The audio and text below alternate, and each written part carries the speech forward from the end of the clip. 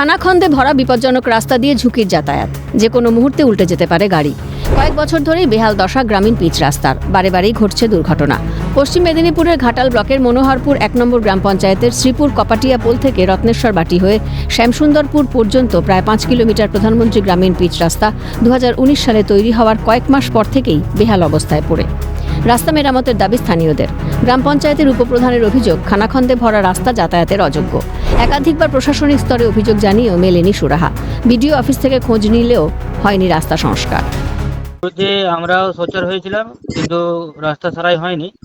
তার ফলে সামনের বছর একটা ওরা রিপেয়ারিং করতে এসেছিল, যেটা নিম্নমানের দ্রব্য সামগ্রী দিয়ে, কিন্তু ওখানে দেখা যায় যে গর্ত অংশগুলো, যেগুলো গর্ত আছে সেগুলোকে ভরাট না করেই একটা পিচের পলেপ দিয়ে চলে যাচ্ছিল। সেই জন্য আমরা প্রতিবাদ করি এবং সাধারণ মানুষও প্রতিবাদ করে।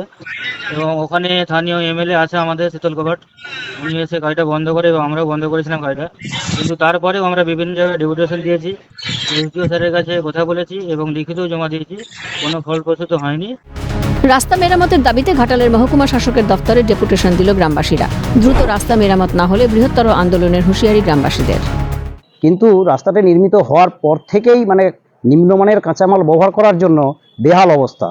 তা আজ পর্যন্ত ৫ বছর ৬ বছর হতে যাচ্ছে, রাস্তা কোনো রিপেয়ারিং হয়নি। এখন রাস্তাটি পুরো খানাখন্দে ভরে গেছে। আমরা ডিস্ট্রিক্ট ম্যাজিস্ট্রেটের কাছে ডেপুটেশন জমা করেছি এবং উনি বলেছেন, আশ্বস্ত করেছেন যে আমরা আলোচনা করে যাতে রাস্তাটা সারানো যায় সেই ব্যবস্থা করব। সরাসরি মুখ্যমন্ত্রীকে আমরা এই বিষয়ে অভিযোগ করেছি।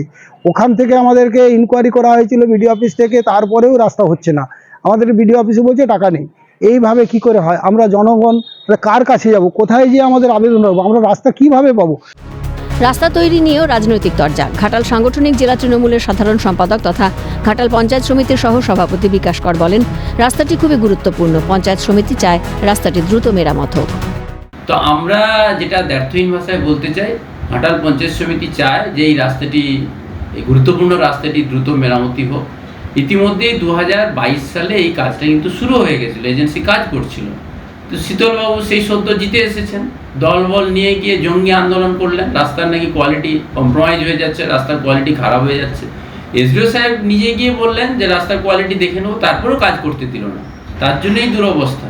তাহলে এই যে দুরবস্থা রাস্তার, এর জন্য তৃণমূল কংগ্রেস বা আমাদের পঞ্চায়েত সমিতি জেলা পরিষদকে দায়ী না করে বিজেপিকে দায়ী করা উচিত। বিজেপির পক্ষ থেকে অভিযোগ করা হচ্ছে বিজেপি পরিচালিত গ্রাম পঞ্চায়েতে কাজ হচ্ছে না। এখন ৫ কিলোমিটার রাস্তা সংস্কার কবে হয় সেদিকেই তাকিয়ে গ্রামবাসীরা। অভিষেক চক্রবর্তীর রিপোর্ট, ক্যালকাটা নিউজ।